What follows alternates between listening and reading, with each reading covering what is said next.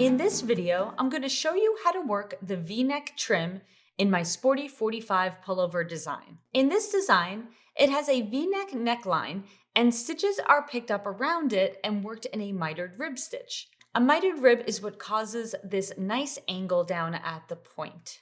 I have a mini version here so that I can demonstrate the different steps in this process. I'm using a bulkier yarn for demo purposes, but all of the techniques I use here are the same for the actual garment. The first step in this whole process is picking up and knitting stitches around the opening here, as well as picking up and knitting these two stitches that have been on the held marker. And then the second part of the process is actually working the rib stitch. So let's get started with that first process and the picking up of stitches. So the first step is, I'm going to turn this over. We want to pick up and knit. We're going to join yarn and pick up and knit at our back neck stitches.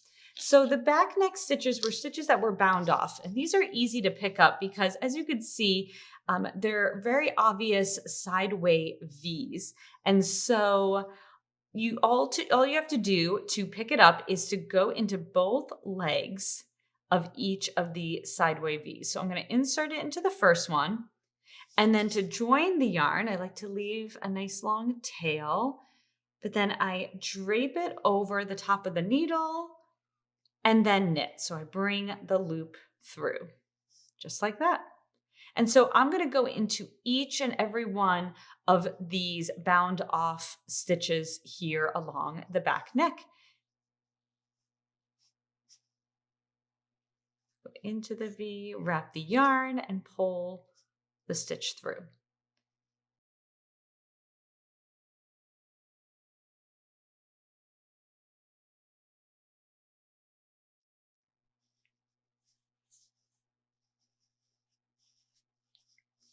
So I just have one more left, but I wanted to point something out. So this V right here, if I were to go into both legs of it, see how there's already a little bit of a hole there? If I were to do that, I feel like that hole would just become more obvious. So what I'm going to do instead is I'm going to go into this loop right here underneath it, and then go into one of the legs of the bind off and knit those together. And as you can see, that really cinched up the hole right there. You'll notice throughout this entire process that picking up and knitting, especially around a neckline, it's a lot of trial and error. And so there's a lot of times where you might want to do something like that just to make sure that everything is looking nice on the outside of the work. Now, the second step is to pick up and knit two stitches at the top of the shoulder here.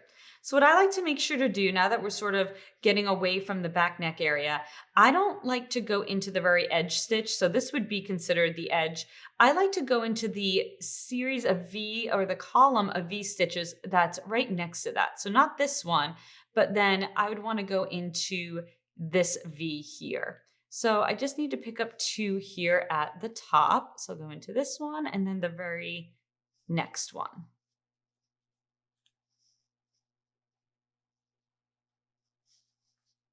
Then the third step is to pick up and knit 3 stitches for every 4 rows going down the left front curve. So this is our left front curve. Again, left and right is from the perspective of wearing the garment. So we're going to pick up 3 stitches for every 4 rows going down here till we get to the marked center area. And we just need to make sure that it's a multiple of 4. So what I'm going to do is, before I start picking up, I'm going to go ahead and place, I'm going to call this my counting marker. And that way it just makes it easier as we're picking up and knitting to be able to count how many we've actually picked up and knit. So to get started, I'm going to go into my first set of V's. So again, I'm not going into that edge. I'm going into this series of V's right next to the edge. So I'm going to go into these 2 loops right here. So those both legs. And then I'm going to go into the one right underneath it. And as you can see, I'm also holding my left hand like this, where I'm sort of lining up that column of V stitches. And that just makes it easier to know which one I should be going into next. So then I'm going to go into this one. So now we've done 3 in a row. So because we want to pick up 3 for every 4 rows, that means we pick up 3 and then we skip 1. So then I would normally go into this one right here, right? But nope, we're going to skip that one and go into this one. And we'll do 3 in a row again.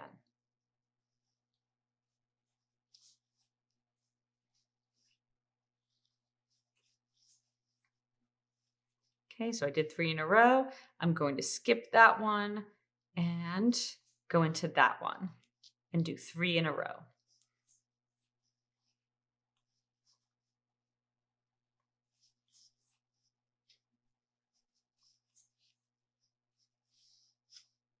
Now I've just picked up 14. I just counted. So in my sequence, I've just picked up 2 in a row. I had 1 more to do, but because I have 14 and I know that it needs to be a multiple of 4, that means ideally I want to have 16 stitches.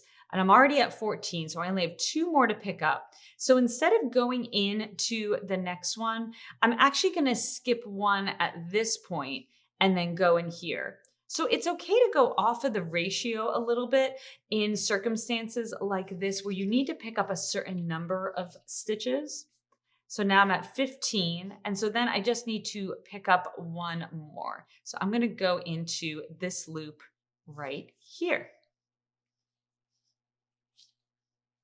Okay, so I picked up 16, so that's a multiple of 4, and I'm ready to go on to the next step. The 4th step is to transfer these 2 center stitches from the locking marker to the empty needle on the circ and then knit them. So all you're going to do is you're going to take the other end of your circular and you want to transfer these stitches onto it. So what I like to do is first I'll take my needle and put it into one of the stitches just like that. And then I'll go into the next one. So they're both secured on the needle. And then I'll remove that marker. And so then we just knit those 2 stitches.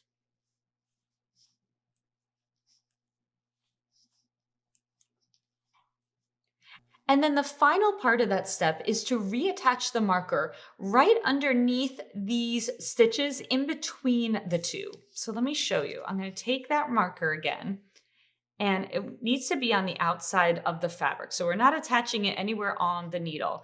It's going to be on the outside of the fabric underneath these stitches in between the 2. So I'm going to go ahead and place it right here, just like that. And then I will lock it. And so now moving forward, this is considered the marked center. Then the 5th step is we will pick up and knit 3 stitches for every 4 rows going up now the right front. So in order to help with counting, I'm going to take that counting marker I had up here, take it off and put it over here. And we know that we want to pick up and knit, in this case for this demo, 16 stitches, because that is what I had done on the other side. So to pick up and knit the first stitch, this can always be a little tricky of which one to go into. I want to go into, again, we don't want to be going into the very edge stitches. We want to be going into the 1 row, the column of V's right next to it. So often I like to look above that area and see, okay, I know I'm going to want to be going into those stitches there. So then it makes sense that I would want to go into this one right here. And then, so I'll go in, I'll knit it, and then I always take a look and make sure that it's looking okay. Because the good thing with picking up and knitting is if you don't like it, you just take the loop off and you try it again. And so then I'm going to go into this one. And then I'm going to go into, and if you recall, we had picked up a little less stitches around this curve area in order to make the stitch count work on this side. So I'm going to do the same here. I'm going to skip that next one and I'm going to go into this one just to try to make the sides as identical as possible. Okay, so then I'm going to go ahead and do 3 stitches for every 4 rows going up the right front.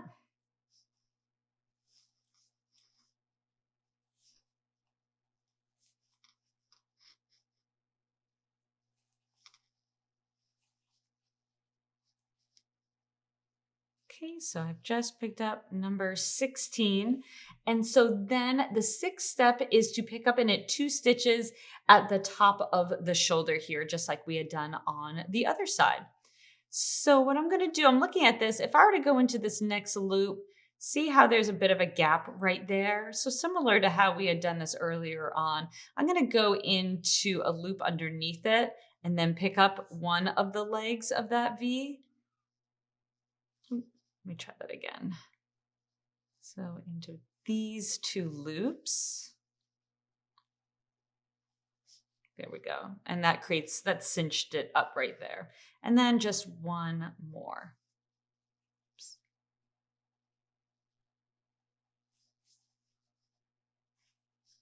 Okay, so we have picked up and knit all of our stitches around the neckline. So then the last step is to place a marker on the right needle for our beginning of round. So I'm just going to take this marker here. And so now we'll be ready to work our mitered rib stitch. So to get started on our mitered rib stitch, it says rounds 1 through 3 in the pattern is going to just be knit 2, purl 2, all the way around for 3 rounds. So I'm just going to do knit 2 and then purl 2, and I'll just repeat that all the way around.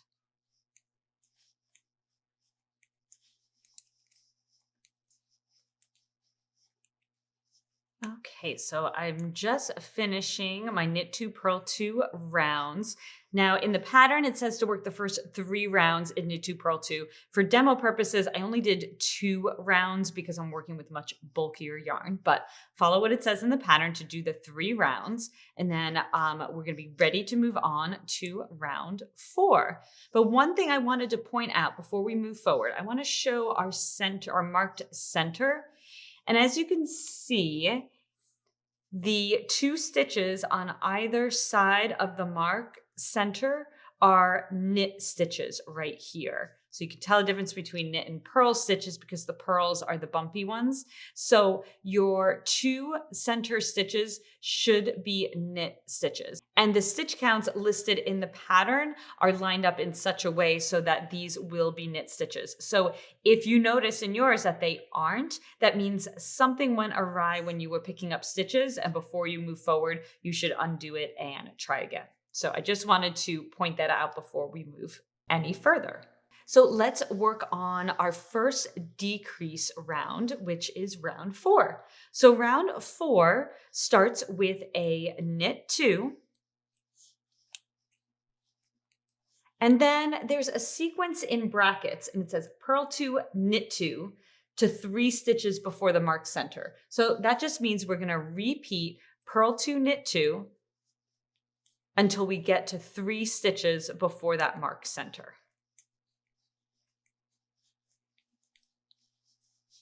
Okay, so I think we're getting closer. I just purled 2, now I'm knitting 2, so I finished one of those sequins. Now let's count. So here is our marked center, and look, we have 3 stitches before it. So then we will purl 1, and then it says to knit 2 together. So to knit 2 together, I'm just going to take my right needle, insert it into both of the stitches on the left needle, and knit them together. And then it says to slip, slip, knit.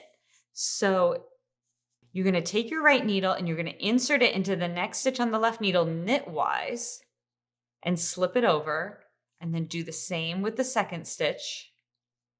And then you're going to take your left needle and insert it into the fronts of these 2 stitches like this. Then take your working yarn, wrap it around the right needle, and knit those 2 stitches together. Then it says to purl 1. And then it says to knit 2, purl 2 to end.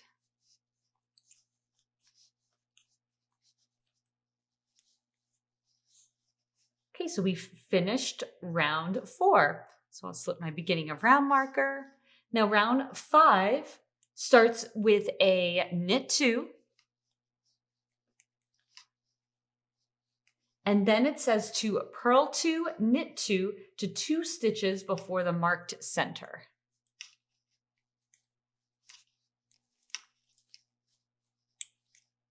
Okay, so I just did a last purl 2, knit 2. Here's our marked center, and I am 2 stitches before it. And so then it says to purl 1,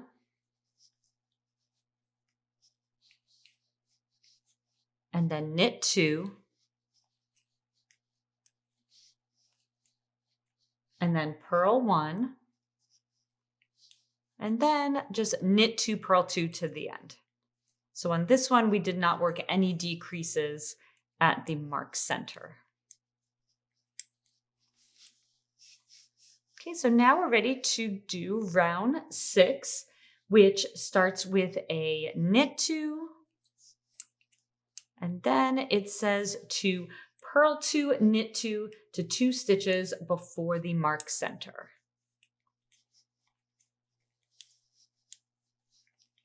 So I think this is the last sequence. I did purl 2, knit 2, and then yep, sure enough, here's our mark center, and we have 2 stitches before it. And so then it says to knit 2 together. So again, take the right needle, go into both stitches on the left needle and knit them together, and then slip, slip, knit. So then I'm going to slip the next 2 stitches knitwise, insert my left needle into the fronts of these stitches, and then knit them together. And then it says to just knit 2, purl 2 to end.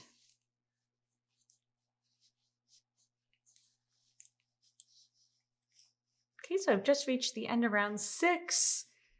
And so the rest of the rounds are worked similarly, where you are working in rib stitch to a certain number of stitches before the marked center, and then working decreases. So just make sure to keep following along exactly as written in the pattern. Because I'm using bulkier yarn, I'm not going to finish the remaining rounds as written in the pattern. I'm going to go ahead now and actually show you how to bind off in pattern. So I'm going to move my marker here. So when you finish all of the 11 rounds of the mitered rib trim, it then says to bind off in pattern, binding off the knit stitches knitwise and the purl stitches purlwise.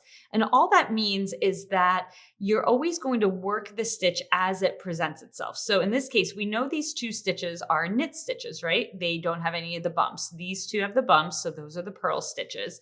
So I'm going to knit the first 2 stitches because you need 2 stitches in order to work the first bind off. And then I'm going to bind off just like that. Then, because this next stitch is a purl stitch, I'll bring the yarn to the front of the work, I'll purl it, and then I will do the bind off. And then the next stitch is also a purl stitch, so I'll purl it, and then do the bind off. This stitch is a knit stitch, so I'll knit it, and then do the bind off. So that's what that means when any pattern says to bind off in pattern, or if it says something like bind off as the stitches present themselves. So it just means that when you work that stitch before working the actual bind off, you're going to work it. So this is a purl stitch, so we're going to purl this.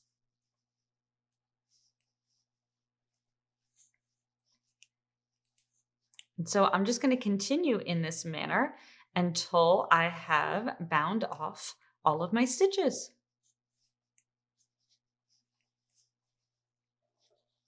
All right, so I've now bound off all of my stitches. I'll go ahead and cut my yarn and thread the tail through the last stitch. All right, so now we can take a look. And there we go. I'm going to go ahead and remove my marked center here. And as you can see, we have a nice mitered rib stitch going around our neckline. So that is how you work the V-neck trim in my Sporty 45 pullover. Happy knitting!